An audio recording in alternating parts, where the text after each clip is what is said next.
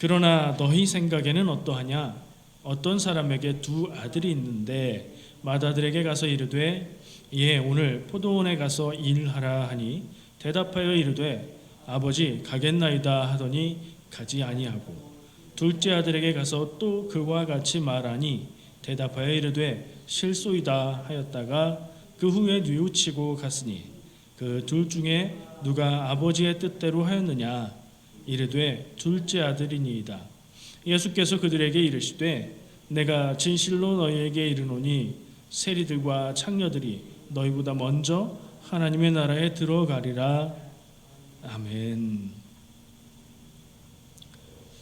자, 예수님의 말씀입니다. 예수님이 이렇게 얘기를 하셨다고 마태복음이 기록해서 전하고 있습니다. 오늘 말씀 제목을 저는 말보다 순종이라고 했고요. 읽은 내용 가운데에도 우리가 쉽게 이해할 수 있는 이야기로 예수님이 얘기를 해주셨죠. 그 얘기를 하려고 합니다. 말로 대답하는 것보다 행동으로 순종하는 게 그게 더 귀하고 그게 맞고 말로만 하는 것은 소용없는 헛것이다. 그런 얘기가 되겠죠. 아버지가 두 아들에게 일을 해라. 이렇게 얘기를 하십니다. 먼저 첫 아들에게 큰 아들에게 가서 얘기합니다. 말씀에 뭐라고 되어 있죠? 예, 오늘 포도원에 가서 일하라. 되게 다정하게 부르시는 느낌으로 번역이 되어 있어요. 아들아, 오늘 가서 일 좀 해라. 그 아들이 대답합니다. 예, 가겠습니다. 대답은 했는데 안 갔대요. 둘째 아들에게 또 똑같이 얘기한 겁니다. 똑같이 얘기했으면 예, 오늘 포도원에 가서 일하라. 아버지가 그렇게 얘기하니까 이 둘째 아들은 평소에 아버지랑 허물없이 지냈는지 실소이다. 뭐 이렇게 말했겠어요? 싫은데요? 할 거 많은데요? 뭐 이렇게 얘기했겠죠. 근데 그랬다가 아버지의 낯빛이 변했든가 아버지가 뭐라고 했든가 아무 말도 없이 그냥 가셨든가 나중에 뉘우치고 가서 말씀에는 갔더니 라고 되어 있지만 가서 일을 한 거예요. 예수님이 어떤 사람들에게 이 얘기를 해주시고 이야기예요. 이 얘기를 해주시고 니들 생각에는 누가 아버지의 말을 들은 것 같니? 라고 물었어요. 여러분 생각에는 어때요? 똑같죠? 대답한 사람들과 똑같아요. 둘째 아들이죠. 둘째 아들은 안 한다고 하기는 했지만 실제로 했잖아요. 이렇게 대답했어요. 근데 그렇게 대답 잘한 사람들한테 오늘 본문 말씀 31절에 내가 진실로 너희에게 이르노니 이거 강조의 말씀이죠. 세리들과 창녀들이 너희보다 먼저 하나님의 나라에 들어가리라. 대답 잘했는데 안 좋은 얘기 같아요. 그죠?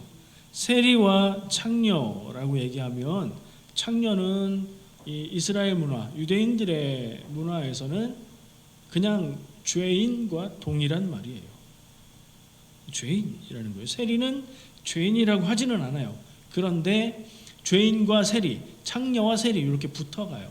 거의 동급 취급인 거예요. 근데 그 사람들하고 비교해서 뭐라고요? 그 사람들이 너희보다 먼저 하나님 나라에 들어갈 거다. 다행인 것은 그 사람들은 들어가고 너희들은 못 들어간다 이러지 않은 게 다행이에요. 누굴까요? 누구한테 얘기하셨을까요?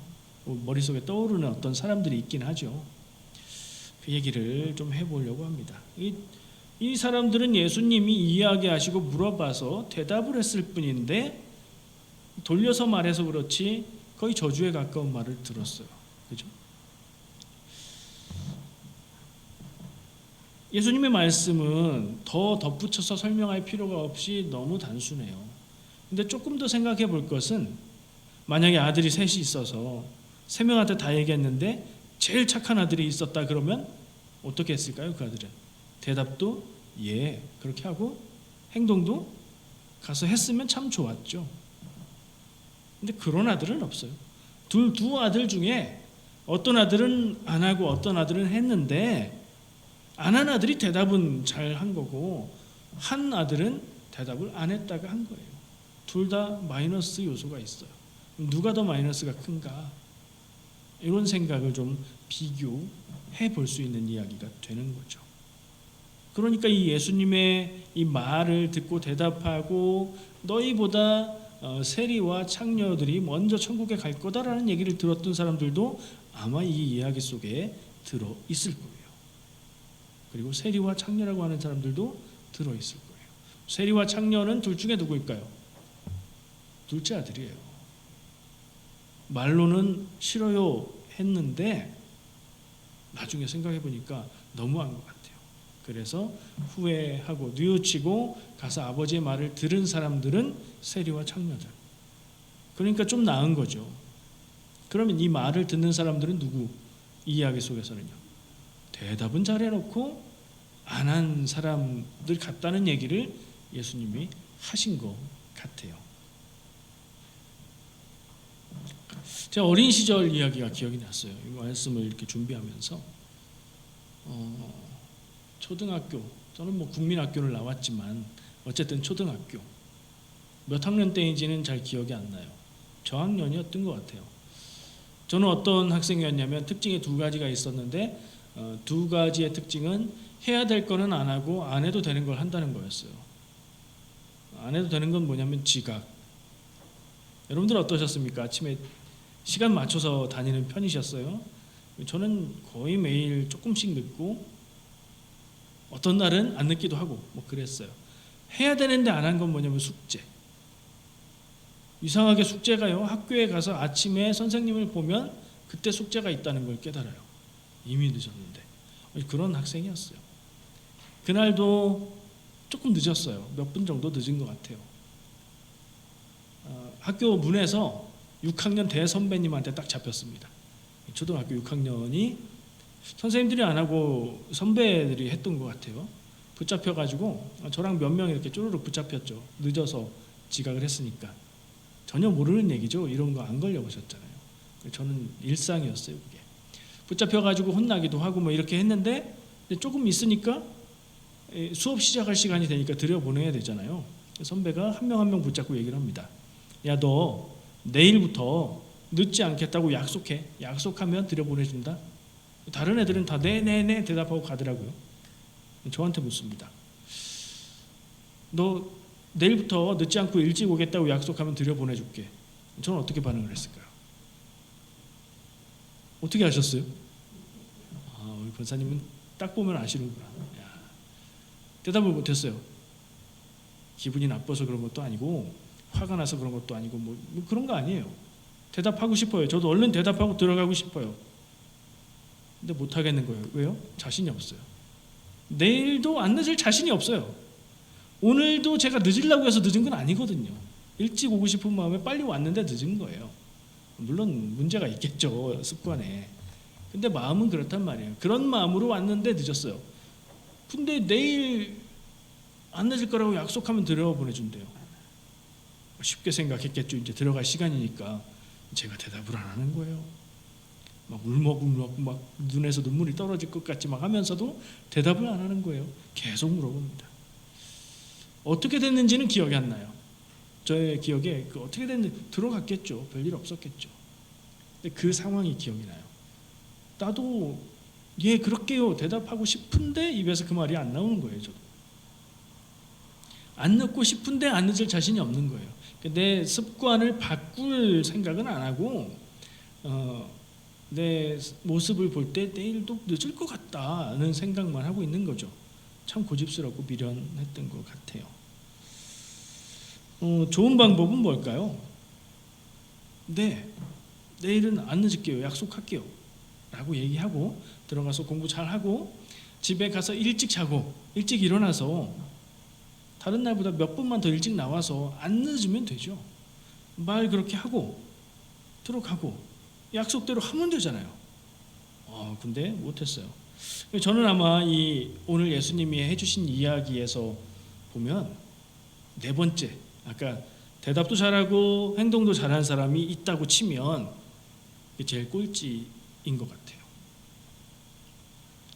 여러분들은 어떠십니까? 저의 이런 어렸을 적의 모습이 공감이 되시는 분들 있을 거고, 야, 참 답답한 인생이다 이런 생각도 드실 것 같아요. 여러분이 만약 저와 그런 상황 같은 상황에 처하셨다면 여러분은 어떻게 하시겠습니까? 지금 살아가고 있는 모습을 볼 때 여러분은 어떻게 하실 것 같습니까? 네라고 크게 대답하고 들어갔을까요? 아니면 저처럼 그렇게 말도 못하고 있었을까요? 사람이 타고난 성격은 있어요. 근데 시간이 지나면서 어른이 되어가면서 고칠 수 있는 기회도 많이 있죠. 바꿔갈 수 있습니다. 대답도 잘하고 행동도 잘하는 사람이 제일 좋을 것 같아요. 여러분도 저도 그렇게 되었으면 좋겠습니다. 그리고 세상 가운데서만 그러지 말고 하나님 앞에서도 그랬으면 좋겠어요. 자, 이런 생각을 좀 해봤습니다. 말의 근원은 무엇일까? 사람이 하는 말, 약속하고 대답하는 그 말은 어디서 나올까? 그리고 행동의 근원은 뭘까? 행동은 어디서 나오는 걸까? 이게 같은 거라면 다를 수가 없는 거죠. 다르니까 말하고 행동이 따로따로일 수 있겠죠. 제 생각은 그래요. 말의 근원이 뭘까 생각해 보니 생각인 것 같아요. 사람이 생각을 해야 말을 하죠. 그렇죠? 그리고 바로 생각은 안 한다고 해도 평소에 하던 생각대로 말을 할 거예요. 그리고 또 하나 있다면 지식, 아는 것에서 말이 나오는 것 같아요. 유식한 사람, 많이 아는 사람은 말을 잘 하겠죠. 맞는 답도 잘 말하겠죠. 그러면 행동의 근원은 무엇일까? 행동의 근원도 생각이라고 할 수 있죠. 근데 그 생각은 조금 다른 생각이에요. 사고하는 그 생각이라기보다 저는 마음에 가깝다고 생각을 합니다. 행동의 근거는 마음인 것 같아요. 그렇죠? 여러분들 마음에 중요하게 여기는 일이 문제가 생기면 어떻게 됩니까? 몸이 먼저 달려가죠. 내 옆에서 내가 사랑하는 사람이 아야 하면은 얼른 쳐다보고 몸이 먼저 움직이죠. 근데 내 옆에 전혀 모르는 사람이 아야 그러면 무슨 일이 있나? 이러겠죠. 전 그래서 그렇게 생각한 거예요. 사람이 말로 하는 것들의 근거는 아는 것, 생각하는 것에서 나오는 것 같고 사람이 움직이고 행동하는 거의 근거는 마음에서 나오는 것 같다. 그런 생각을 해봅니다. 말과 행함은 이렇게 근원이 다른 것 같아요. 그래서 선한 마음을 가진 사람은 선한 행동을 하고 악한 마음을 가진 사람은 악한 행동을 하는 것 같아요. 근데 악한 마음을 가져서 실제로 악한 행동을 하지만 말은 맞는 말, 선한 말을 할 수도 있죠. 다르니까.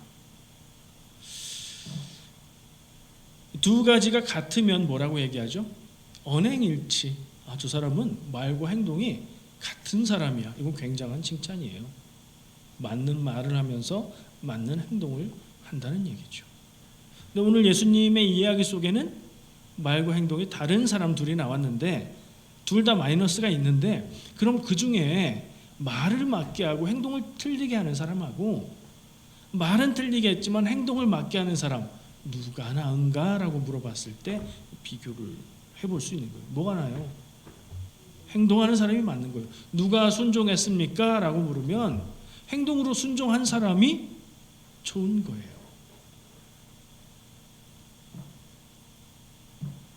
자, 이 성경의 상황 오늘 제가 아까 살짝 얘기는 했지만 구체적으로 이 예수님의 비유 이야기를 들은 사람들은 누구일까? 본문 말씀이 28절에서 31절인데 그 얘기를 거슬러서 앞으로 가보면 23절에 읽어드릴게요. 예수께서 성전에 들어가 가르치실세 대제사장과 백성의 장로들이 나와 이르되 이 사람들이에요. 뭐라고 했냐면요. 네가 무슨 권위로 이런 일을 하느냐? 또 누가 이 권위를 주었느냐라고 예수님한테 지금 따졌어요. 따졌더니 절수가 좀 차이가 있죠?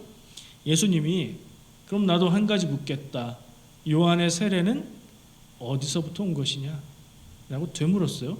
그랬더니 그 사람들이 우물쭈물 대답을 못합니다. 왜냐하면 세례 요한은 그 사역이 굉장히 유명하고 모든 백성들이 하나님의 선지자로 인정했기 때문에 하나님에게서 온 겁니다 라고 말하면 근데 너희들은 그들을 죽이는 세력에 가까이 있지 않았는가?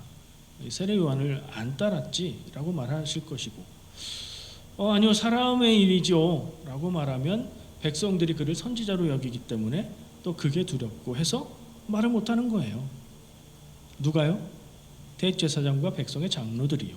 이 사람들은 아마도 산헤드린이라고 하는 유대인들의 공의회, 이 지금 정부의 권력, 나라의 주권을 가지고 있지는 않죠. 로마 치하에 있죠. 왕도 있지만 로마가 세운 왕이고, 그래서 이 유대인들 백성들의 사실은 이제 권력을 가지고 있는 기관이 산헤드린이라는 종교회의예요. 근데 거기 있는 사람들이 가장 큰 권력을 갖고 있는데 그 멤버들인 것 같아요. 왜냐하면 예수님이 성전에서 막 이런저런 일을 하고 사람들 막 내쫓고 막 그러니까 지금 나와서 관리하는 입장에서 따지는 거거든요.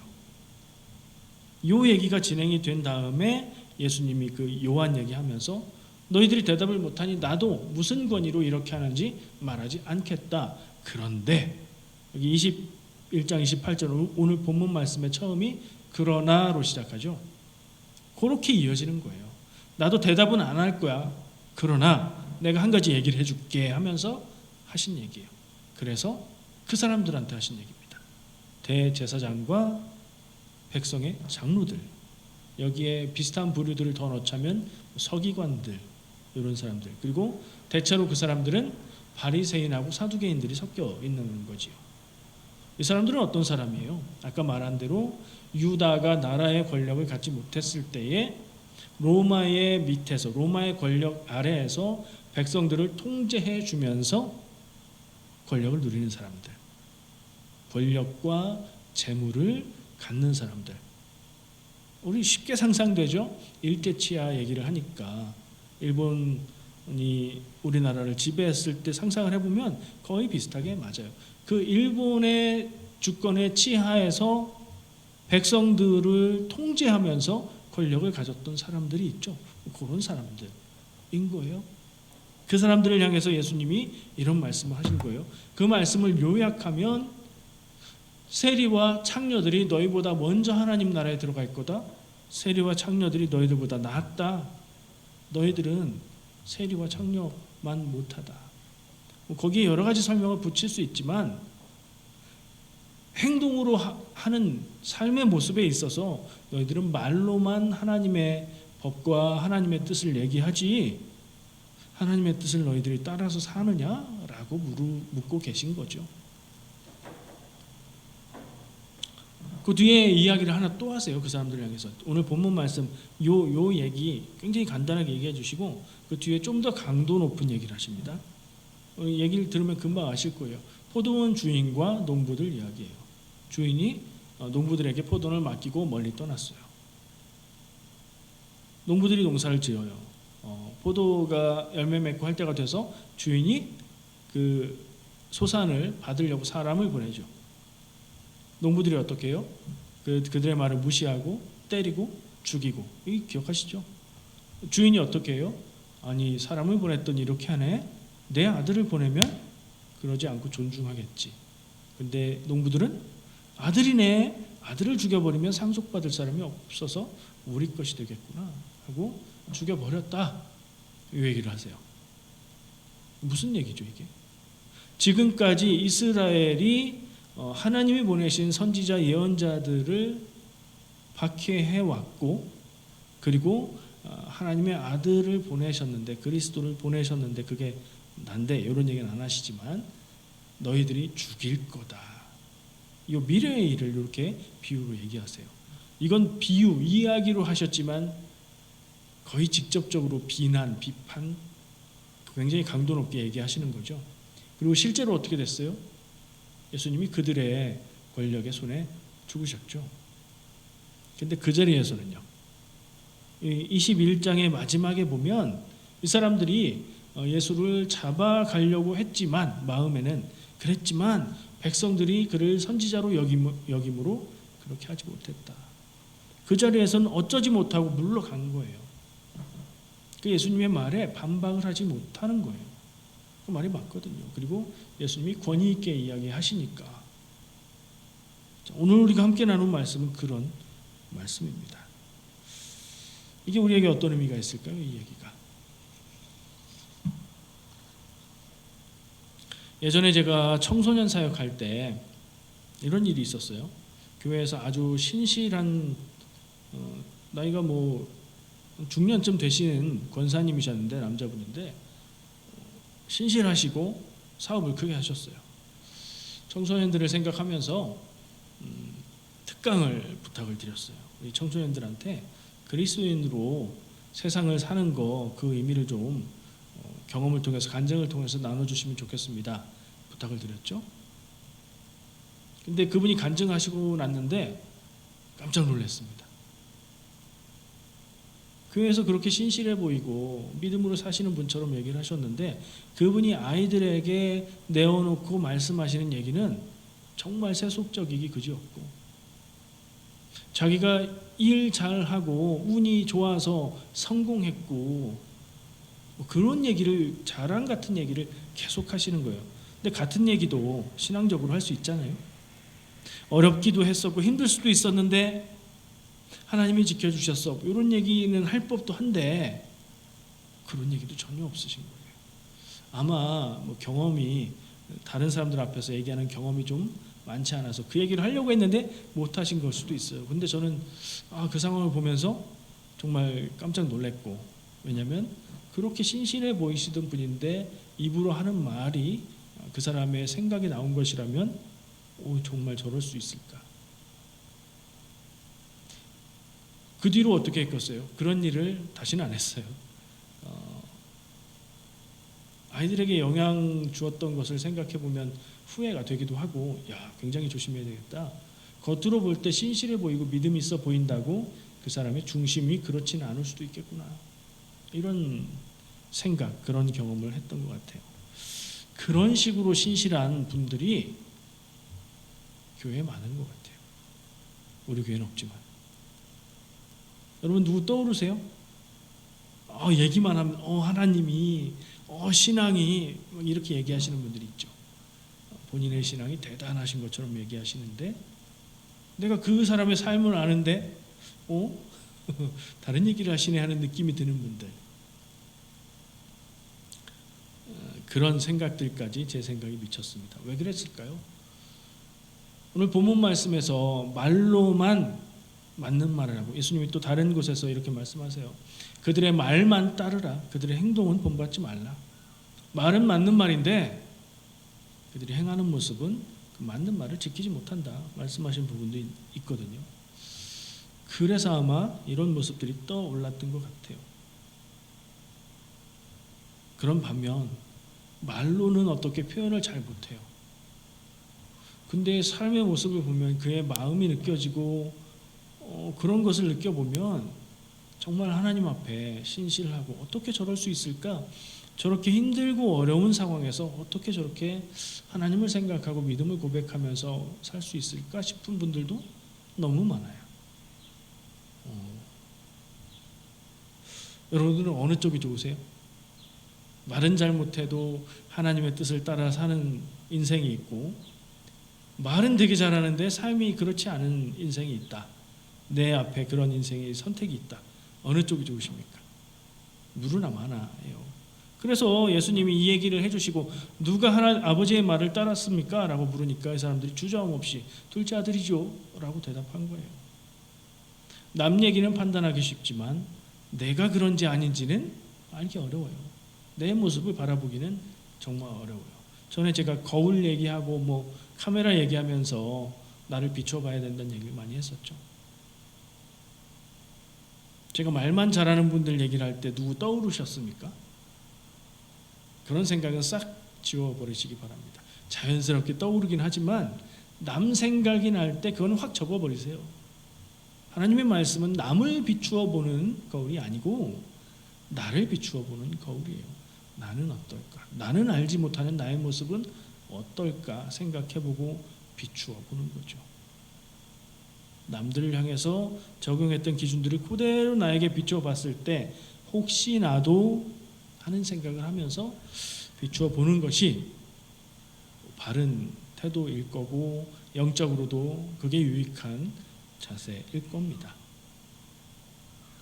입으로 하는 말은 좀 줄이면 좋겠고, 삶의 영향력으로, 삶의 열매로 믿음을 말하는 인생을 사시기 바랍니다.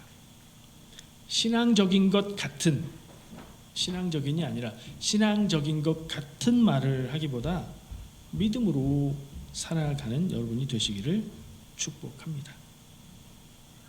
오늘 말씀에서 나온 세리와 창녀들, 남들도 죄인이라고 하고 스스로도 죄인이라고 생각하는 사람들, 그래서 마음이 낮고 겸손할 수밖에 없는 그런 사람들, 다 부족하지만 하나님은 그런 사람들을 먼저 받으신다 말씀을 하시는 것 같습니다.